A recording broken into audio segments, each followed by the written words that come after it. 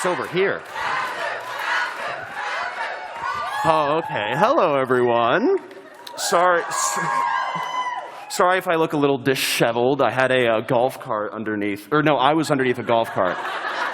But yeah, hello, and welcome to the Generation Lost panel for TwitchCon. We're just going to talk about it. If you've seen the VidCon one, it's going to be kind of similar to that, except this time we're actually going to have a Q&A for it, so you can ask all the questions that have been in your mind about it. So maybe start thinking of those if you want to. But yeah, we've got some cool people to bring out. Do I switch the slide now or later? I'll just switch it now. Okay. Well, spoiler alert. This is who everyone's on the panel. So the first person that I'd like to bring out, he is the guy, the little director guy. Without him, it would have looked a lot different, and probably some bits were made out of cardboard. We have Jacob Komar.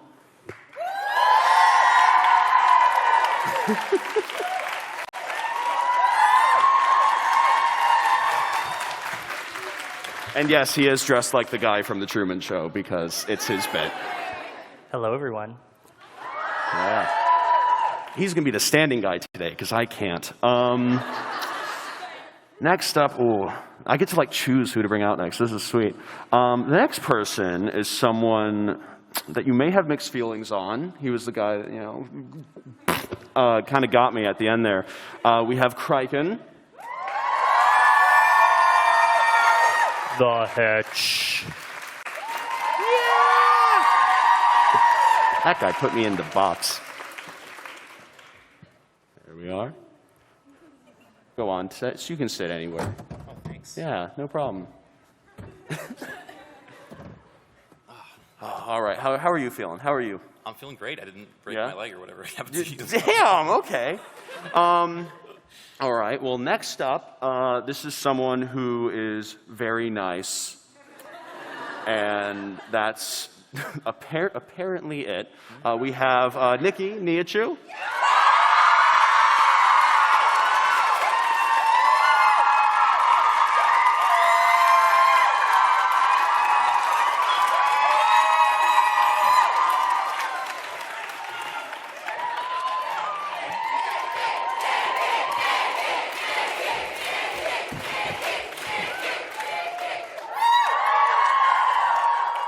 She's not very good at dying. Well, no, I mean, she is good at dying. I did it twice. Yeah. Next up, we have someone who has many wives and many kids. So many wives. We have austinshow.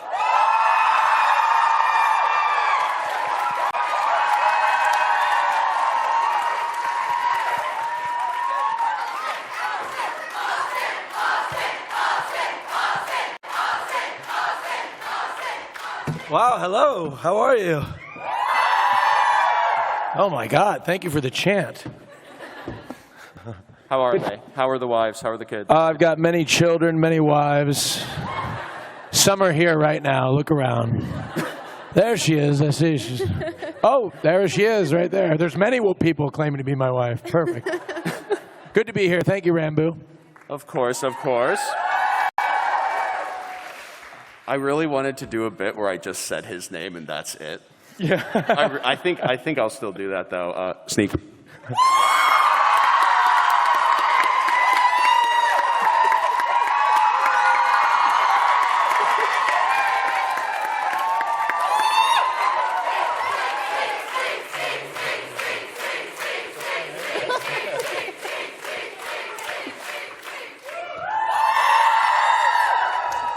I feel bad. Do you want to add anything to your introduction? No. Okay, good. That's good. Oh, well, here it is. Here's who we could get. We're back. Amazing. Yeah. He paid us a lot of money to be here. I just want to let you know that. That is true. The budget, I think like 50% of the budget was for you. Easy. Yeah. Yeah. Oh, yeah. Yeah. So I think today we're just going to be going over a bit of a different version of just how it happened, how it came to be, how everything sort of filmed, all the behind-the-scenes stuff and everything, and then we're going to get into questions, which will probably last a bit. So, yeah. So this is everyone. This is This is a lot of the people that worked on it, as well as some of the quote-unquote main cast, but yeah. Fun fact about that, the giant blood streak on Charlie was because he came up to hug me right after, and I told him I am covered in blood right now. You will get it on your shirt, and he just went, I don't care, and then he took that's a little sweet one. he took the brunt of the force. I went for the second hug, and he got most of it. I just love this photo because Jerma's eyes are closed. Oh my God, they are. There's a descending amount of blood on each person because we just took turns hugging you. So see, Germa's got the least. He's the last one to get in there, but yeah. Yeah. It's sweet. So this entire thing started May 12th of 2022. So it took about a year for the entire thing to be fully done and fully made and everything. And originally it was just the first. It was just the first bit. Because I was I want to do a little haunted stream where Chat's a little demon, and then we have Chat control the Ouija board and everything, which I really wish that we were able to do. I think that's my one thing. Yeah, that was a thing where it was going to be a big a robotics project effectively to make that thing work. And I think that we just reached a point in complexity in the show where it was is this worth the time, effort, money, and also just the on-site technical staff to make sure that it works correctly. Yeah. But I would love to see that concept return in the future. That would be really cool. Yeah, surely in the second one or whatever. Yeah. Yeah. So we have the mall, or this isn't the mall, but this was originally the first mall. Basically, we had a meeting in which we were looking at sets and everything, because it went from first thing was the cabin to then the second show and then the third show as well. And the third show was meant to be originally this science complex, this Hawkins Lab ripoff, basically. And when Ranboo came to me with the show idea, we were working on building another show for a different client in this mall. This was in St. Louis. And so we kind of had this idea of well, can we co-locate the shows, share resources, make it cheaper for everybody, and then this basically just a blank slate to work in. And long story short, it didn't work out. That we didn't wind up using this mall for either show. We filmed the other show in Pennsylvania, and we wound up filming Gen Loss in New York.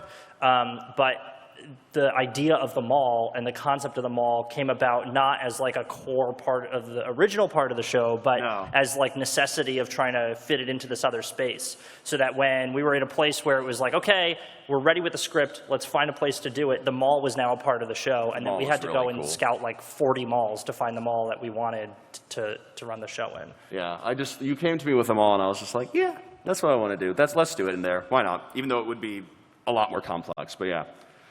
Oh my God. Hey. So we'll talk about Craig and Lauren in just a second, but this is inside the freight elevator that we all had to take to work every day for 2.5 months while we worked on Gen Loss. It was just terrifying. Yeah, it is terrifying. It reminded me of the Tower of Terror. Yeah. In fact, it's the same elevator. Literally, it's the same time. It was terrifying when he got stuck between floors, and the guy with the huge crowbar had to come out. And, Oh, yeah. Everything. No. It's also lime green. So shortly after we started concepting it, I had worked with Kryken and Lauren, who make up, along with some others, this company, Ghost Commander. We worked on Jarma's Dollhouse.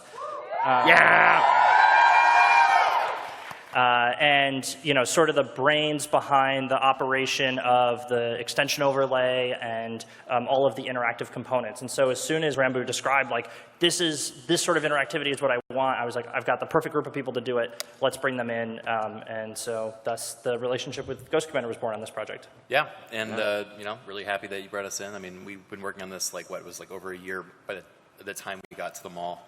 And yeah, I really felt like a fully baked thing by that point, so yeah, I was excited. Oh, it was good. Speaking of the mall, there it is. There's the baby. That was when it still has people in it. Are we allowed to talk about when it closed? Oh, yeah. Okay, so basically, the mall actually closed around, I think, what was it, 2 days before we started to build inside of it? Yeah. That's right, yeah. Yeah, I went to the Cinnabon Yeah. 2 days before we started. Yeah. It was a very freshly abandoned mall, which was actually really nice because everything still worked except for the fact that a lot of it was already broken. I guess just while it was supposed to be open, just the speaker systems. Am I allowed to go into this? Yeah. Okay, good. I'm just making Good show, sure. man. I mean, I don't know if okay, I don't know why they would be upset if I trash talk them because they already closed. But yeah, so it was like freshly abandoned, which I think really helped because there was a lot of like stuff that still worked, and we didn't have to worry about plants growing everywhere, which would have been cool, but also would have been a lot of a mess to have to go through. And we already had what happened in Charlie's Cheesesteak, so. Yeah, the grease trap. The grease trap, yeah. There was a grease trap, and it was dirty. It was filled with grease. It was filled with grease. There's the cabin. Like I think, what was this? Like 3 days into? Into the build, yeah. Yeah. This was probably about 6 weeks before the show. As they were constructing it, they set up. This is inside of the Sears in the mall. They had set up a full machine shop, effectively, a carpentry shop to work on all this stuff. And you could see, like on the left here, this is the first iteration of the dimension door. And because we didn't really know what it was going to be, it was just like written down on a piece of paper, like, oh, we need this door that we can move around to other places and film these other segments with. And so that first iteration was like, oh, we can't get that into a van, and it would be really hard to film in other places. So eventually, what we wound up with is what you see on the right there. And there's Charlie's room. Basically, we were actually at, I think, TwitchCon last year, where you were just like, now hear me out. Which, whenever you say that, I know that either something like really cool is going to come for it, or like I'm like, Or terrible. or terrible. Sorry, I didn't want to say that. No, okay, also, yeah. All right. I don't have a lot of ideas, but when I have them, they're either really good or really bad. Yeah. But he was basically just like, what if we just like recreated Charlie's setup, like 1-to-1, basically. So that the viewer doesn't know that what they're watching. He'll be live on the channel. And at this point, we were talking about having like maybe a couple streamers. And it was like, what if they're live on their channels, and then all of a sudden, Ranboo breaks them out, like live on their channel. Yeah, so then we just got pictures of Charlie's house, which was awesome. And we just built it inside of it. And you could just see, like, even just like outside of like, the character and everything, when he saw it for the first time, he was just like, he was disturbed by it. He was very disturbed by the fact that his house was in this Philly steaks place, but. These are just a few photos of the tech that we had on the back end. Even though it was shot on 3 different days, from a tech perspective, we were set up to film the entire thing. Like, we could have done it all in one day. All the cameras were set for the entirety of the show, all the mics, all the miles and miles and miles of fiber optic cable and all that stuff that we installed in the mall was there. And so really, it was just as simple as going from day to day to day and doing rehearsals in between. Again, just like a total mess of cable and fiber and stuff, but it was Too many cables. It fit the aesthetic. Yeah, it worked with decoration, honestly, because we just kind of had it going around everywhere. Yeah, so there's like some of the back places and everything. We had like the chat in the place where And Nick, you want to talk about that photo in the yeah. You can talk about that photo. Oh, God. So the middle photo that you can see is the little booth that I died in. And the funny thing about it is, and I love telling this story, is when I went in, I didn't know what this room looked like. When I went in, I obviously got killed. I went on the ground, and I see on the door, because it was like kind of reflective, I see like the chat reflective, and it was all full with chat like, no, Nikki, she died, oh my God. And I was like, this is gonna be really funny. So I screamed again, and everyone was like, yes, she's alive, go save her, please, guys. And then I died again. And I see the chat, no. And yeah, it was just really funny, because that was the only thing I saw, just laying in that small room, dead. So I think one of the interesting things about that whole day too was that we didn't know who chat was going to pick to move into the next room. Like we had to basically rehearse everybody in all the rooms, because we didn't know like what order people were going to be in, except of course for Vinny in the laser room. If you didn't know, that scene was pre-recorded. But so in that walkthrough the day before, as we're in there brainstorming how this thing is going to work, it was actually Austin that came up with the double tap idea, right? Oh, yeah. Yeah. Has anybody seen Austin Powers? Of course. There's a scene in Austin Powers where Dr. Evil, I think he kills Will Ferrell, whoever character that is, and he just won't die. And so when we did the rehearsal, same situation, and Nikki executed it beautifully. So. Queen. Oh, yeesh.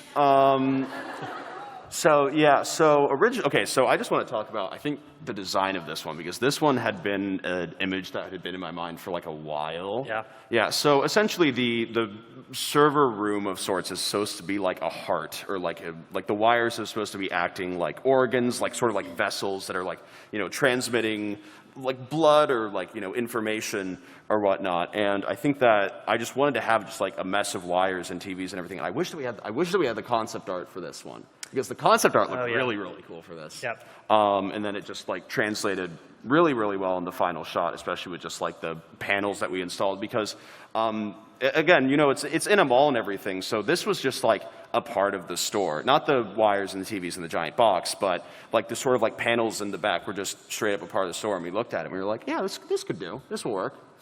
Yeah, and look, the part about the server room that was sort of not frustrating, but I think fun, was that by every time we'd come in and do another viewing of where we were with the server room, Ranboo was just like, more wires. And the art department would go with the box truck to go to the salvage yard and come back with like another 400 pounds of wires. And then they would dress them up and he'd be like, more wires. And they'd have to go out and get more wires and bring them back in. And it was just this constant dance of just like more wires, more wires, more wires. So yeah, until we had to do the show, pretty much. Yeah, it was like literally the morning of the show, you're like, more wires. I did. I think I literally asked for more wires, yeah. Oh my God. Yeah, so this is an interesting bit. I don't know if you know, but basically we had to make sure that the lighting was the same, and the sun exists. So these giant skylights were like lighting up the place, and then the lighting would change as we were to like do the show. And because, pre-record and everything, we couldn't have that. So we just put a big old tarp on it and blocked out the sun, and then gave everyone a vitamin D deficiency, which was, I think, really, really added to the horror of it. Yeah, we like literally had just like a jar of like sleeping pills that it was like, hey, if you need these, take them, because the entire crew, like their entire circadian rhythm was just like totally screwed up from being, But they were we were okay. working 16 hours a day. But they were okay. Completely dark and mall. But they were okay. It was all good. It was all good. It was all fine. That's actually my mom in the front there, by the way. Yeah, we had her paint a lot of You made your masks. mother work? What are you? Is this a family business? She built employee masks for over a week. Oh my She was God. there with a paintbrush. Did you pay her? Hell no. It's a wonderful mother. Oh man, and then there's some of the pre-shoot for some of the teasers and everything. We just went to a wall and put some stuff on it. And when we actually, I don't think I've told this story. Oh my God, I forgot about this. When we were putting up the missing posters, like 4 people came by and thought that like they were like, oh no, is something like what's going on? And then I would have to like stare at them and go like, it's me. I'm on the poster. I'm the not. missing. Yeah. I'm about to be missing. No, but like we had to like make sure that they knew that there wasn't an actual missing person, which was why I was like, what if we did like like a guerrilla marketing tactic where we just like left missing posters of me? And I thought about it a little bit, and I was like, I'm pretty sure that's illegal. Here's some of the merch promo. You can't get it anymore, sadly. It's gone. But it was cool, and there may be more in the future. There may be more. So this is a shameless plug section. Oh my gosh, there's the CEO. So if you don't know, actually, he was the CEO in the keynote. I am the CEO of Showfall Media. Yeah. But yeah, I remember just being like shocked at how well you did and how like perfectly you captured it, because we wanted it to feel like, and this happened actually after with like the sort of Apple keynote that happened where people were comparing like exact lines to it. Because I just want it to be really, really creepy, like most tech keynotes are nowadays. They just have a guy in like a white void talking about it, and it's like, it's really confusing. But yeah, so that was fun. By shaving my face, I embody the character. Oh, okay. It was method. I hadn't shaven my face in like 8 years at this point, so it was definitely a shock. Yeah. So this is, if you don't know, Generation Loss, we have applied for Emmy nomination. We learn in 3 days whether or not we'll that's find a out. thing, But so we've been put on some early lists, so Variety put the name in, so we never know. But Surely. I'm like, we'll see. Yeah. So we had to send them this, and they were just like, yes, this is it. the due date for submissions was before the show aired, and so we had to send them demo footage. And so this is Johnny, one of our producers in the costume, and me simulating what would become the fight with Slimesicle. And then, after we submitted it and after the show aired, they asked for us to send replacement footage, and we did that, so that was pretty cool. Yeah. And there's the beach scene. We pretty much just took a door and put it in random places and then filmed and everything. So there's me at the amusement park, which actually wasn't seen during the stream because you guys didn't pick the dimension door for the last time. But it was a little cute one where I just get upset because it's getting nuked. Actually, we just made it getting nuked for some reason. It was fantastic. There were a lot of Terrifying. Christ.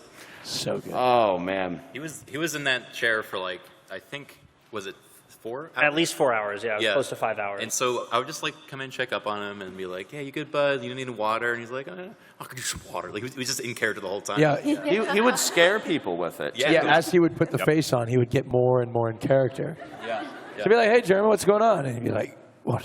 And he'd like he'd be doing his character. And I'm like, "Jeremy, we got about 3 hours to go till we start." But my God, Jeremy was incredible. I'm sure we'll get to that later, but. And Absolutely. so we started doing pre-shoot the day before, and yeah, this is the laser room scene. Those were real lasers. So there's a lot of safety involved with the shooting of the scene, which is why it needed to be shot ahead of time. But we decided, like, hey, this thing's got to be shot ahead of time anyway for safety reasons. The audience is going to know that it's shot ahead of time because it's not going to feel exactly the same as it is live. Let's just fully lean into that and make it as absurd as possible. And so, I mean, that's what we did with, the head smashing bit with the anvil. It was a real anvil, and we had a duplicate foam anvil that we used for the towel when the anvil falls on the towel. Yeah. And Sneeg knew not much about this scene before we filmed it. Nothing. You guys flew me out like a week before. A little more. And Further out. A little more. Hold on, he's about to die. Hold on. All right, and you're good. Wait. There it is. Wonderful. Gentle applause. Gentle applause. Oh, wait. Hold on. He's about to die again. He's about, yeah. Hold on. And there he goes.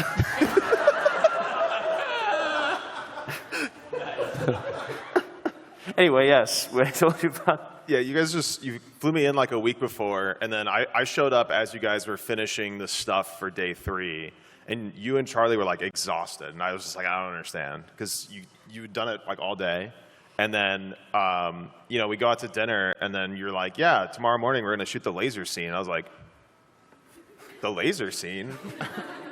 Because you didn't tell me anything. I didn't tell you much because I was like, I need you to feel like, I really wanted, honestly, again, my one regret with the entire show is that we didn't keep you locked in the cage for the first half. I really wish that we did. Well, I actually requested not to because I realized I was coming in halfway through, and then I was like, you guys are going to make me sit in a cage for 40 minutes. And Yeah, but it would have been funny, though. Would have been good method acting, you know. No? No? No. You sure? Will you do it next time? We go in a cage. Like, I don't even know what it is going to be. But Do I will you get, do I be get put in paid a next cage? time? Maybe. Then it's a maybe. So here's some stills, actually, that I don't think we've shown from some of the behind the scenes. That is the bottom left one is from the rehearsal that we filmed that doesn't have audio for the first half of it. I think the audio is lost media for it. It is lost media. Sadly. I was thinking about doing a thing where we dub it. Ooh. I'm down. Yeah. Like we do a live dub of it one day. You should dub each of the employees, like every single one that appears on screen. Every single A different guy. voice, yeah. Yeah. Okay, there he goes. Now he's really up to it. Oh, Christ. Okay, all right. The lobster bottom is really not coming in hand.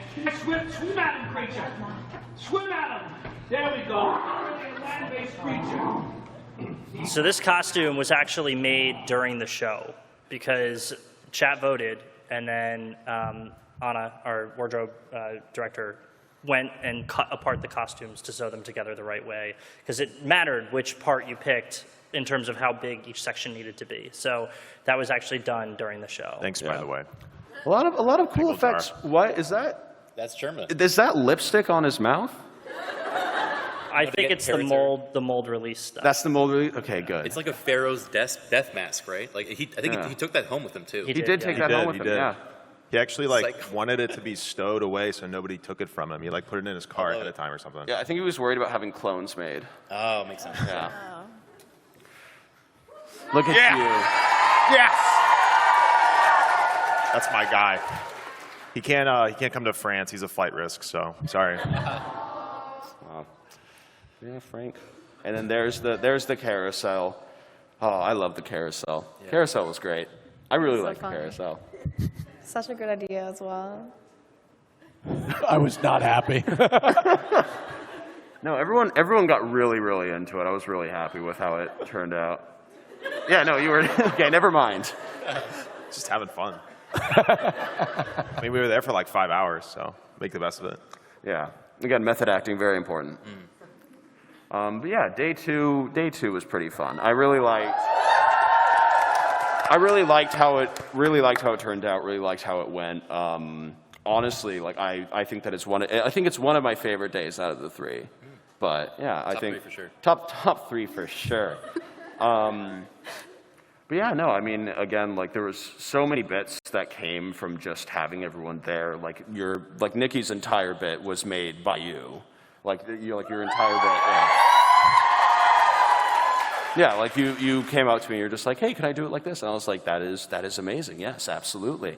And it worked really, really well with like just how everything came to be at the end as well. So that was really, really cool. I think one of the things that we really appreciate with this production and with all the productions that we've done together has been we leave a lot of time during rehearsal days where when the streamers fly in, we actually walk through all these steps and, you know, a huge percentage of the show and the writing is just improvised in those days when we just get everyone in a room together, everyone's so creative and fun and then, you know, dynamic and just playing off each other's energy. And that's where, you know, some of the best ideas happen. Yeah, I'd love to hear from Austin and from Nikki's perspective about, like, that day before is basically like a 10-hour workshop of, hey, we've got some general ideas that might get us 20 minutes through the stream, but we have to make the rest of this come alive with these beautiful sets that we've built. Like, how do we do that? And so I think from our perspective, it's like, we have a lot of smart people that help write scripts and whatever, but like, if we're bringing in 8 talent or 10 talent to do it, that's 8 or 10 times as much like brilliant brain power to contribute towards it. So yeah, I'd love to hear about what your experience was like with that. It was great. We got to fly in. By the way, I must say, this is not relevant to the production, but they were so nice to us. Yep. They put us in nice hotels and flew us on nice airplanes. It was really nice. They served us really good food, but that's not relevant to... I just like that kind of stuff. But it was really cool. I mean, we got to that rehearsal day was very long, but it gave us an opportunity to get into a room together and just start riffing off of one another and just kind of playing with what worked, you know. And that's where a lot of these sort of ideas were conceived, and it was fun to watch these characters sort of come alive, you know. Like the dress-up show during the blacklight room was not something we had like even begun to think about. Oh yeah, no, yeah. I think I'm not sure.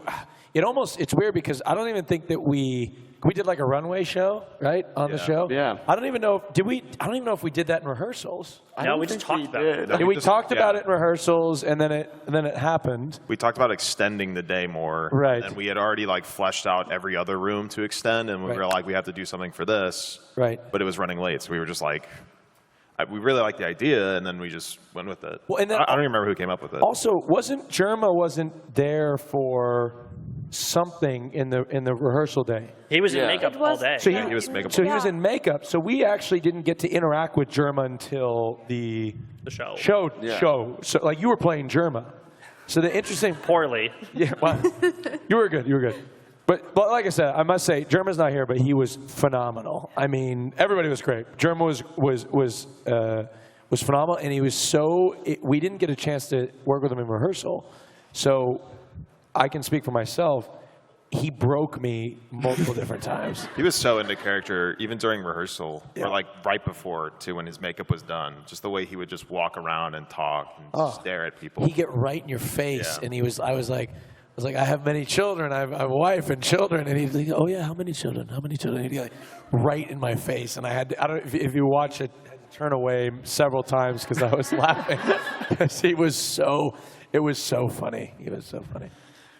I just want to give a quick shout out to Anna, our wardrobes director. She killed it. She designed all of these masks.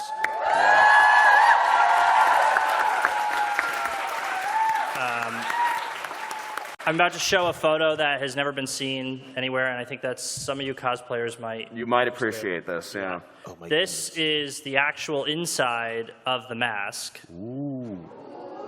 Yes, that is balsa wood and hot glue.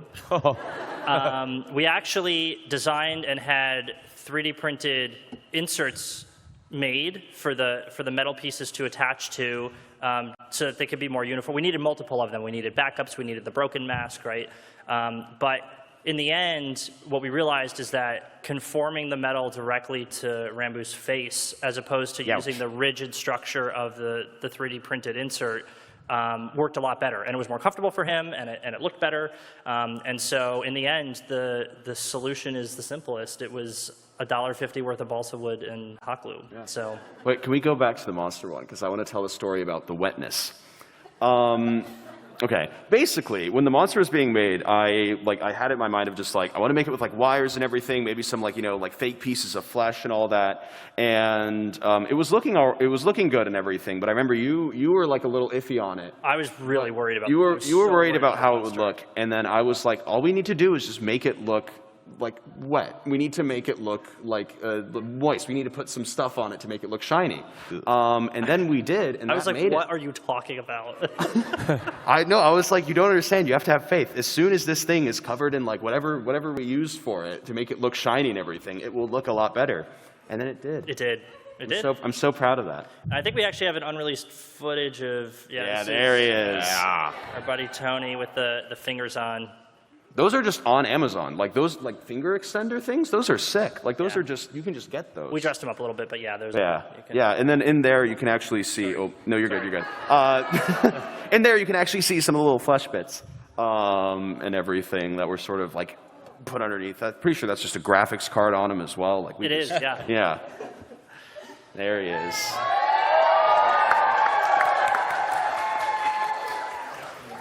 Anna made so much slime. It felt I cannot tell you disgusting. how much slime, and all different kinds of slime. The slime that was in the bucket was different than the slime that was on him, was different than the slime that was on the prop. There is so much slime. They loved the all slime. over that set. Everyone that worked on the slime loved the slime. Yeah. It was I think intoxicating. the bucket one was just hair gel, wasn't it? Because you guys felt that I was going to have to like just have that on my head for the rest of the show. And I was like, can it be like, because the original one in the run through was like super Runny. runny, yeah. And I was like, is there any way to make it like real gunky just to really sell it? And then I think you guys just did hair gel, and it worked out great because it was just in my head. So I just Yeah. messed with it. Just and- dyed some hair gel. Yeah, I mean, my hair looked like really, really greasy, but at least it didn't, I didn't have to shower immediately, that's for sure. Ooh, yeesh. Segway. I love that video. Yeah. I love it so much. There's so much to it. It's just like The he's more you totally. watch it, the better it gets as well. It's so silly, but that's It's like, so silly, but that's then how as it's soon as filmed. we edited it, it was like, damn, this is really sad. Came out, yeah. It was. I remember the first time I watched the first cut of that, I was like emotional. I was like, oh my god, the way that Charlie screams, it just feels so real and raw, and like he's dying, and you want to save him. You know what I mean? It's just, oh, yeah, I love that. Thank God for Just Roll With It, honestly, for like training him. For like training him for years for this. Action 1. Action 2. Look at all of them. We just got a bunch of extras and they just ran. Look at that. I didn't realize how much the one in the front just like jogged like Yeah, that. Some of them definitely ran a little goofy, but Yeah. you couldn't But tell. you couldn't tell. It was still spooky. We did that, I think, in 2 takes. Yeah. It was amazing how fast these shots got done. Oh, yeah. Yeah. It was, oh my goodness, it was incredible. We got a couple more behind the scenes shots here. That last one on the end hasn't been shown, I don't think. That one's cool. Yep, that's a new one. Yeah. The blood box, that mechanism was the most expensive prop on set. And a lot of it was because of the blood mechanism that was needed to be there for it to work reliably. But yeah, I mean, that stuff was nasty. Like, Oh, man. It stayed on you. Yeah. I did it once and I regretted it for sure. Well, it was either you or me, so, yeah. Oh, poor guy. Cool. How was Yeah, that, just Steve? Throw that How in was there. that That's fine. Love remembering I died. That's cool. How was it, honestly? Fast. No, that was cool. We, especially the day before filming, that was like the thing we were supposed to do. So you and Charlie had so much more to do. We would just sit there and hang out and talk. So we really got comfortable just in the back of that random hallway of the mall. And I don't know. I mean, it was fun. Yeah. Most of you didn't recognize me, so thanks. That's cool, I guess. But yeah, it was fun, and you know, the monster was really nice until he wasn't. But yeah, during the day 3, I basically just followed him around. So in that little area where he shows up and claws the door, I was just like standing right behind him waiting. And then you ran to the other side of the mall, and then we were like, go, go, go, go. And like, he's obviously in this giant suit, so we're having to like go super slow, hoping we're getting there in time. But yeah, it was fun, I guess. I'm glad he didn't fall the entire time, honestly. Yeah, no, it seemed really tough. That would have been bad. Yeah, it was a struggle to get up the escalator after we were done. a little behind the scenes moment about that particular thing was that the smoke that was in the monster cage, when it opened, was way more. The smoke machine got stuck on, and it was way more than we had done in rehearsal. And there was so much that it had actually set off the fire alarm in the building while we were running, while we were live. But the unbelievable, incredible thing about it is that the moment that the fire alarm turned on was the moment that Ranboo took the headphones off of Charlie's character. And so it sounds planned. Like, we pull the Sounds really good. pull the cans off his ears, and now you just hear beep, beep, beep in the background, like from the alarm of the server room. And so that's just something that happened to work out. The fire department did show up, and we had to deal with that during the show, which was like another problem. But yeah, and that's unfortunately all that smoke filled that hallway and made it very difficult to shoot back there. Yeah, but then it was fine. We turned it off. It We worked got out. it It looked okay. totally Yeah, intentional. exactly. And then there's right after, I think. Yeah. Happy looking. I was so glad, honestly, after that. I was so just like, man, I just died on stream. That was sick. It was one of my goals. You were telling me about this for like years. This exact. Oh, yeah. This was the first thing you had come up with, and I was like, "That is so sick." Yeah, You have to do I this. just really wanted to be the first, person that gets killed on Twitch, I guess, by Twitch. I don't know. And you didn't even get banned for it. I didn't even get banned for it, which is surprising. I was totally expecting with some of the, should I Kind of a talk weird about clap, it but- now? Like, is it like, I don't see why not. that'd be hilarious if I got banned because of it. No, but like, I was really surprised on like I was really surprised on the amount that we were allowed to Looking get if away anyone's with. watching, what was I that? don't know. I don't know if Mr. Twitch is like gonna be like right there. But like, I was really surprised because I like talked about like, yeah, if we get banned for the third one, it'll be fun. It'll be a good bit. I mean, honestly. That's a You way kind to of end the expected show. it. Like, just, Yeah. this stream is no longer available as soon as. Yeah, exactly. Like my entire channel gets banned, but no, we didn't. Surprisingly, I didn't even get like a strike for it, and I showed like your guts were out. The other person's guts were out. It wasn't real. It wasn't real, but Mine was real. yeah. Here's oh damn, Oh, yeah. yeah, that's right. Yeah, Yeah, I died for real too. So yeah. We're all very dedicated.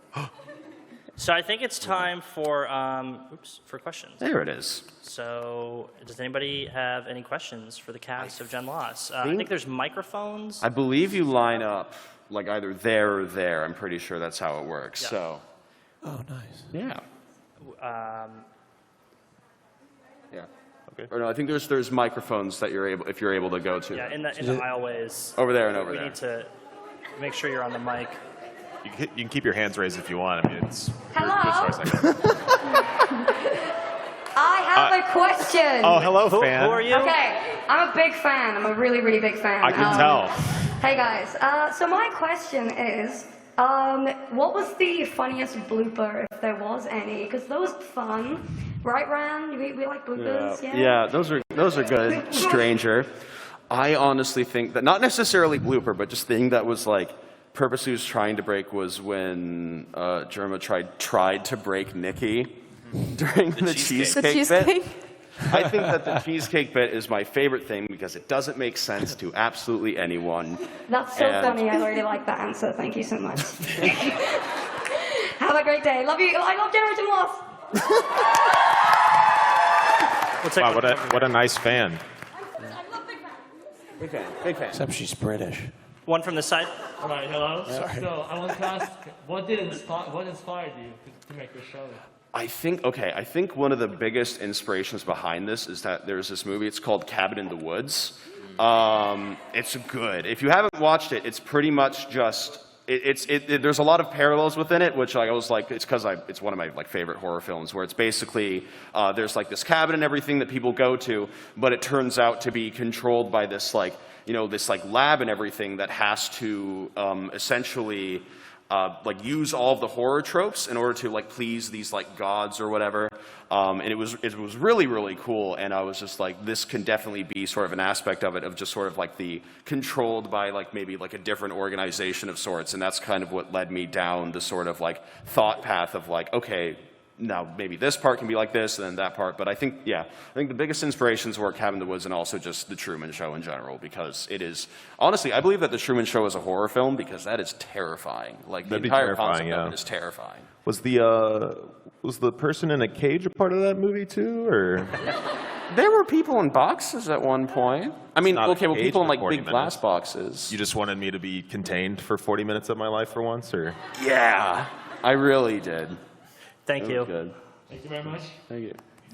Hi.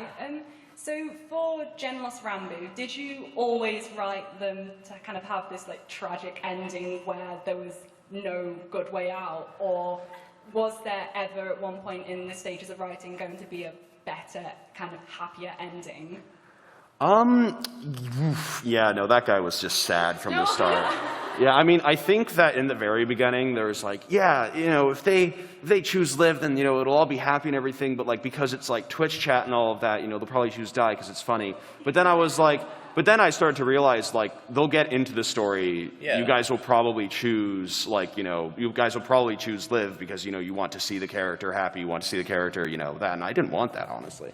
I just want to add, like, I've worked on a lot of shows with a lot of different streamers, but the degree in which you guys love this kid is so amazing It's crazy.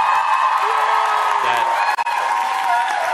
we just knew that they were going to vote live, and like we needed to, really think hard about how we can make die like a mercy option and an actual good ending in its own, even though, I mean, it's not really good. Yeah, ending, but we it's better had than to make it a trolley problem of Right, sorts, right. so we pretty much just like brainstormed for a while, just being like, how can we make this basically so that there's no good choice for it. So yeah, he was basically just always just a sad guy, honestly. I'm sorry. Maybe one day a character that I wrote will be happy, but Probably not. the Hetch is. He's having a good Yeah, time. he had a great time. Yeah, he's Yeah, he's happy. living his best life. Yeah.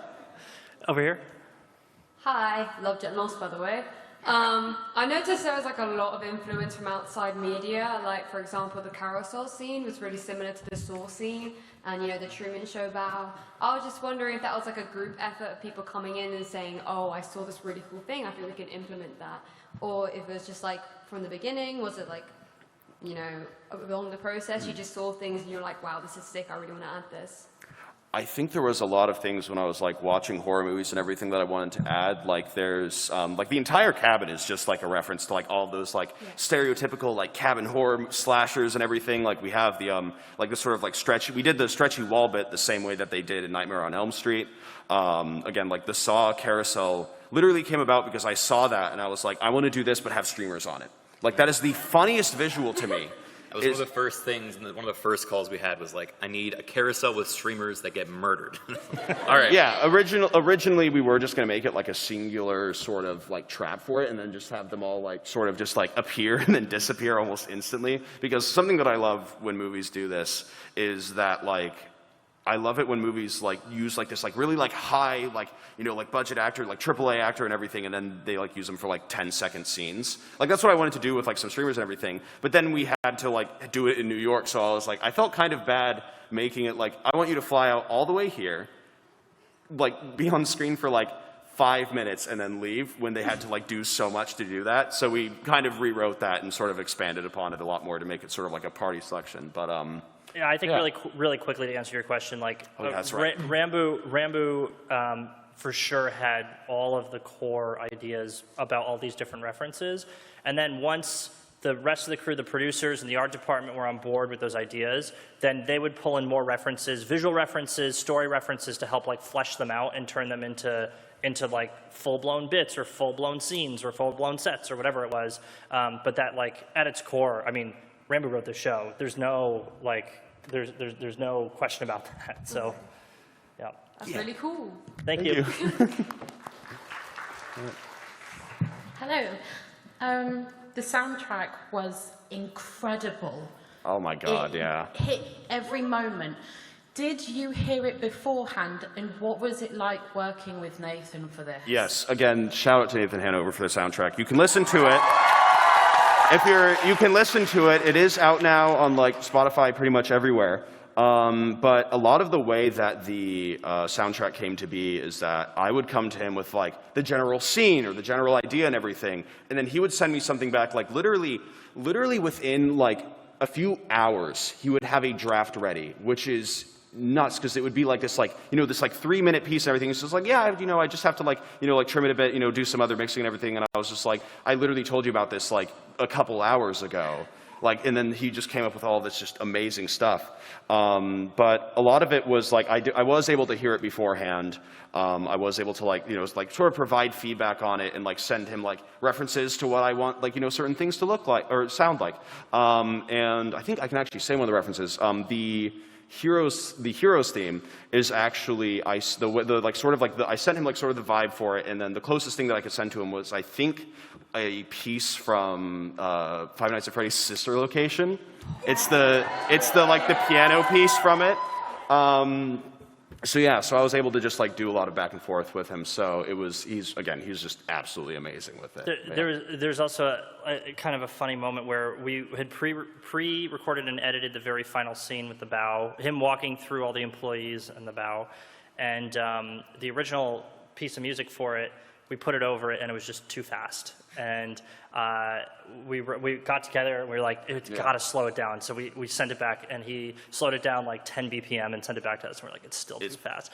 And it was like back and forth. There was a lot of back and forth. It was like it was a negotiation. I was like 75 BPM and he's like 85 BPM, and then I was like 80 BPM. He's like 82 and BPM. And I remember the one that we used and everything. You originally like weren't like on board with. Yeah. But then we basically had to sit you down and convince you that like, no, this is good. Yeah. Like this is exactly what it should be. And once it was remastered, it fit perfectly. I'm very happy. It was absolutely beautiful. Again, I don't know if he's watching, but Nathan Hanover did a great job. Yep, thank you. Absolutely. Hi. Sorry. Hello. I'm planning on going into doing a degree in production design, and I loved it, like Generation Lost. I was just wondering if you had any advice for it, or what it was like taking the concept and making it a physical reality that you could see and walk through. So I think from my perspective, so I was the executive producer for the show. My company, JK Productions, produced the show. And working in this space, in this streaming space, this like streaming content, but like creative, semi-scripted, semi-interactive space is basically unlike any other media that's out there. And so the struggle that we've had is finding the right people that have the right set of skills across all those different verticals to make it work, like in our industry. So we spend a ton of time cross-training people to serve roles that it might not be a traditional A1 role, because you're also operating a soundboard for real-time effects in places that you don't know where they're going to go, for instance. And so I think that like being a Twitch user and consuming Twitch content and other online streaming content kind of gives you a leg up, because you kind of have an understanding for like what it's supposed to be. And so I think that like obviously taking your classical training seriously and getting as much out of that as you can, but then trying to apply it in some of these weirder spaces, even though the opportunities right now are relatively limited, there's still plenty of them out there. So definitely just stay hungry for it, because this industry is changing faster than anybody knows. And you really have an opportunity to be at the front of that if you can kind of think about it that way. Yeah, and definitely surrounding yourself with the right people that help bring a lot of creativity out of you is very important as well. Yeah.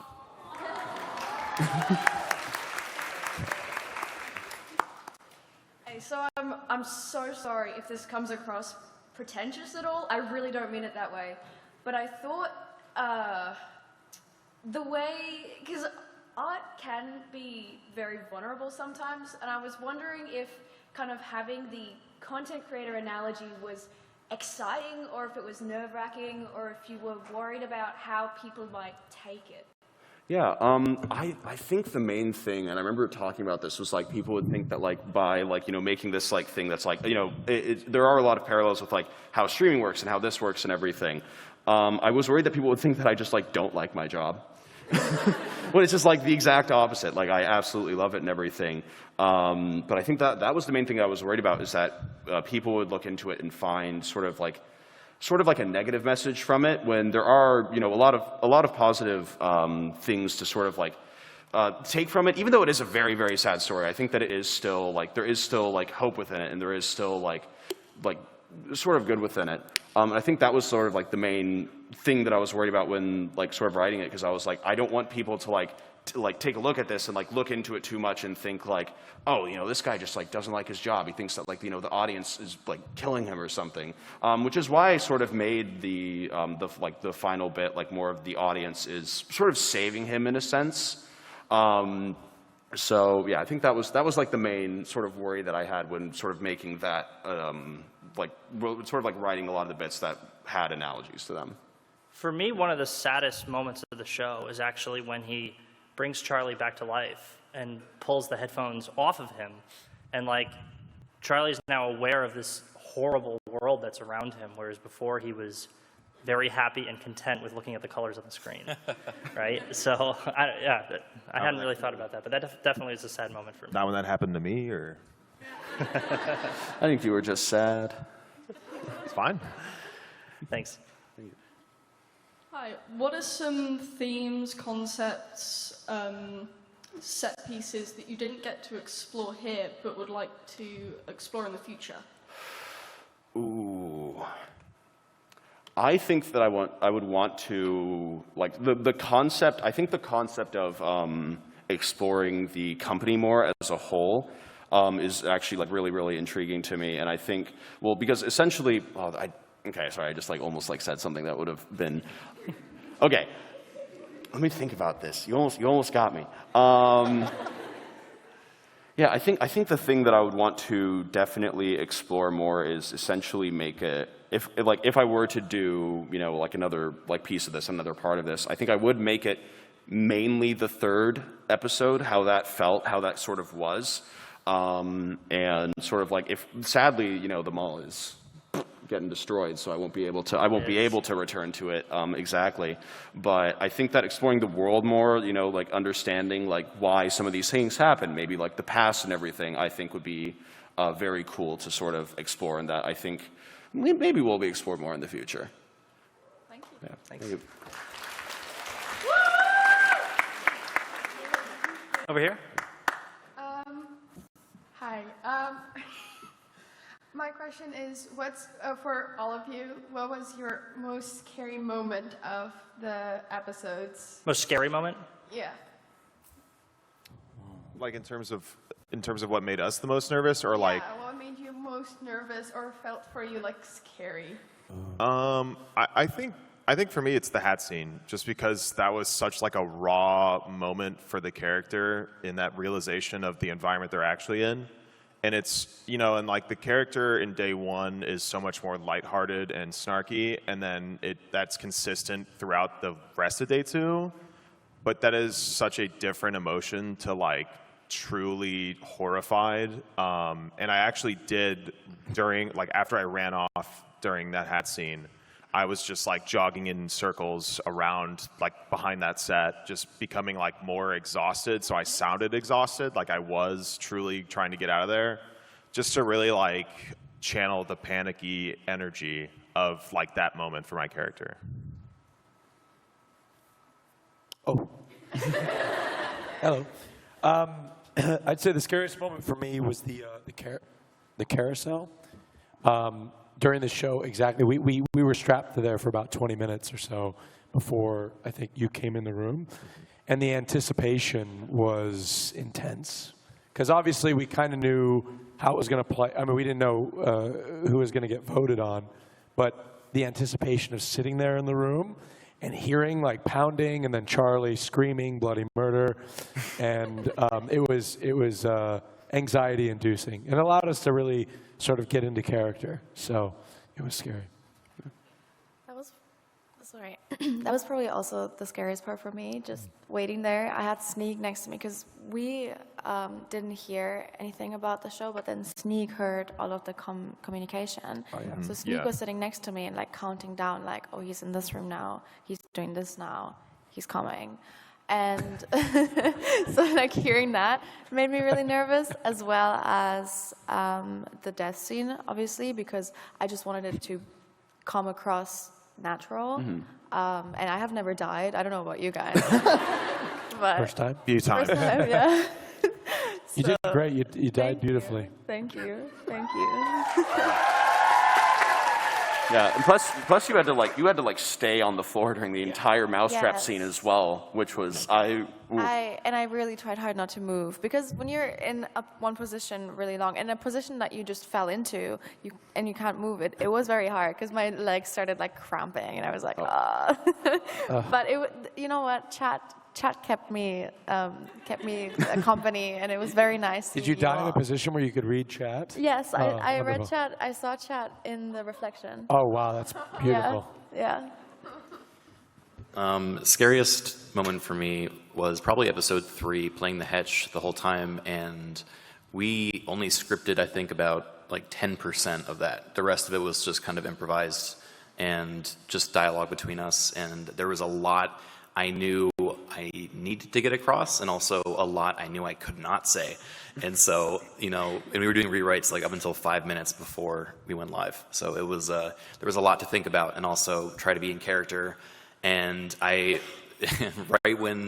before the box scene happened, I basically had an earpiece directly to Ranboo, and I was able to hear him crying while getting into character while in this box, and it was like the most heart-wrenching thing, because like I've grown close to this guy over the last year working on this show, and I'm hearing him crying in my ear, but also I'm supposed to be the one that's got to like kill him in just a second. So yeah, that was hard. You have to be happy about it. I had to be happy about it too. Yeah. And you know, yeah.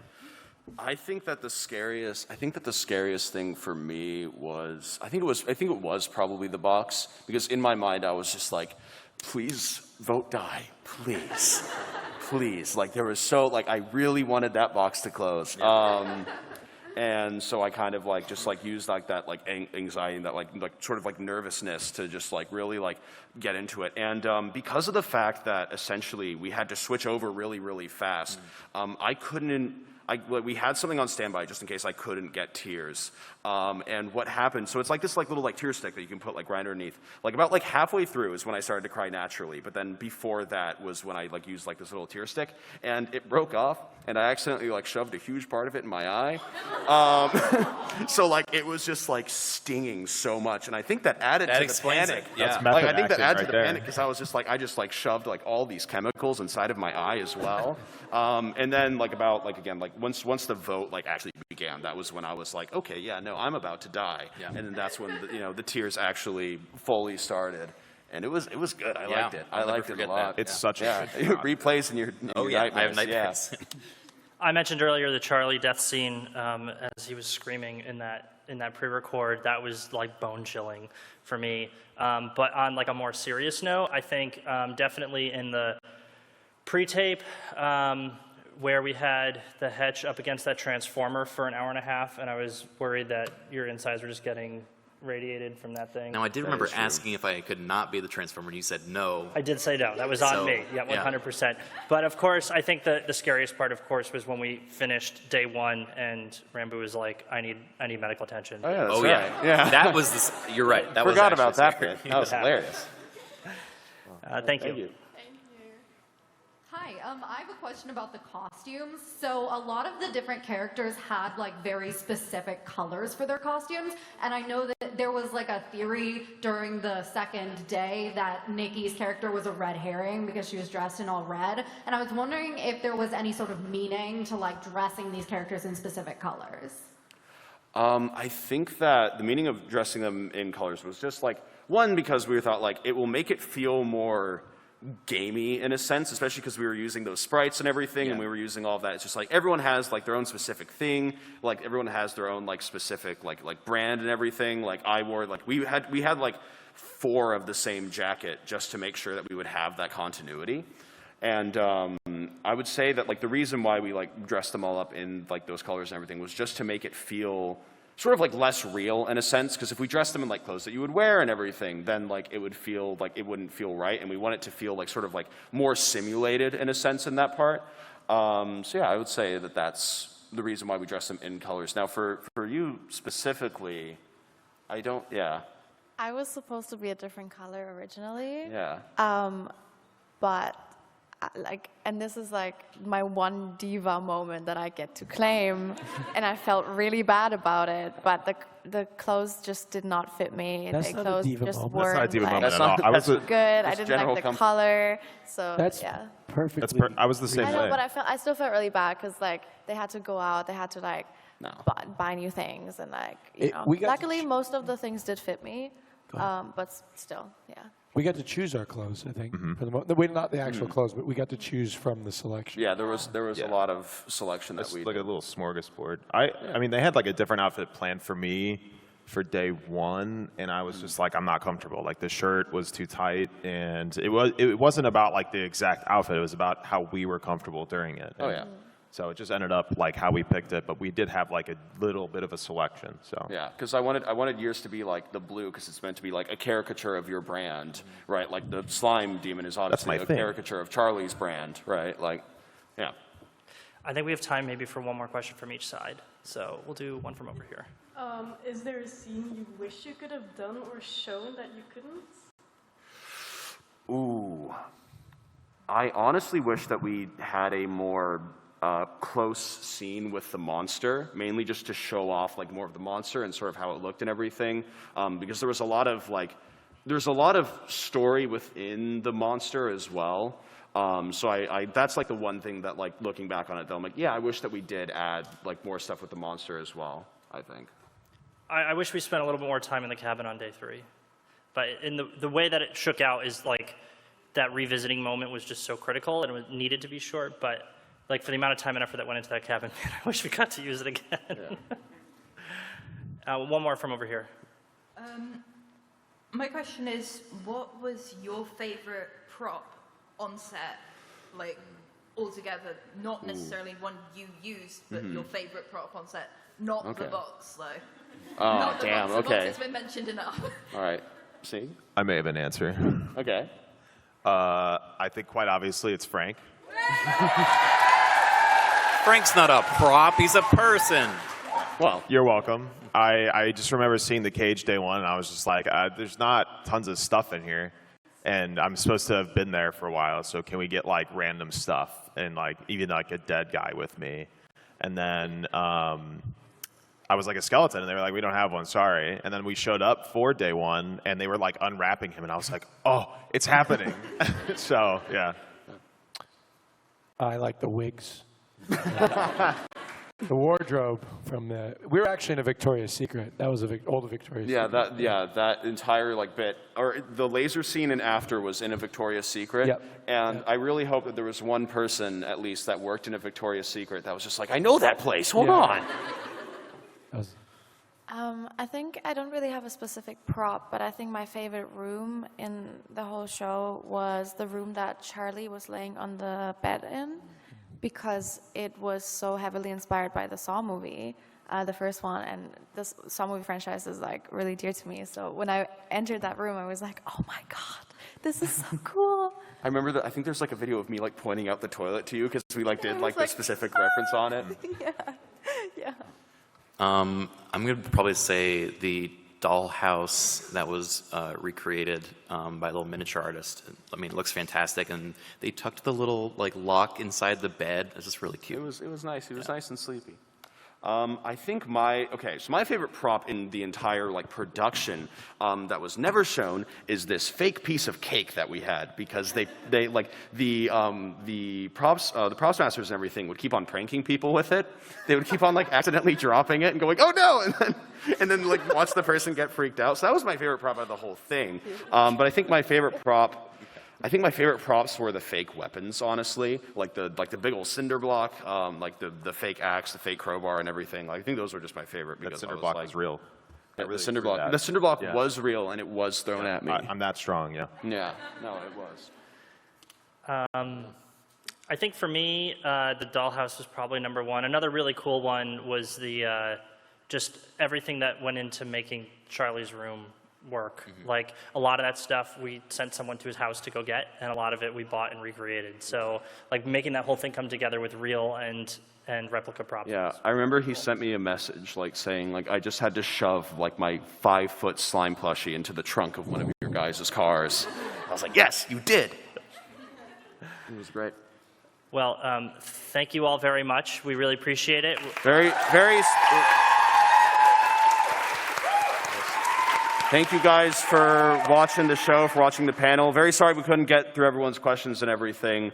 But yeah, thank you guys for just being here for it. It means a lot. I'm very excited to make more stuff with this. So thank you guys for being supportive of it. It does mean a lot. Thank you. All right. I think do we stay?